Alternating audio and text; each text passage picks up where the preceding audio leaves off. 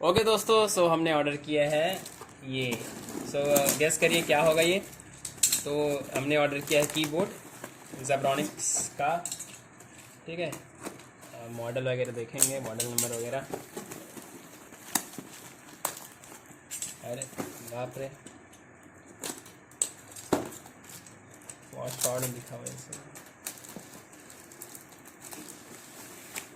ये वाला कीबोर्ड ही है।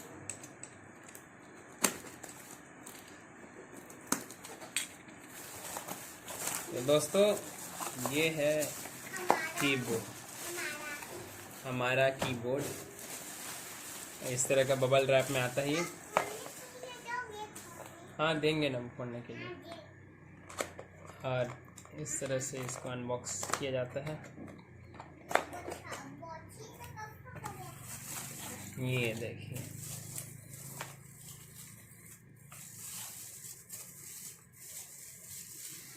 ये देखिए,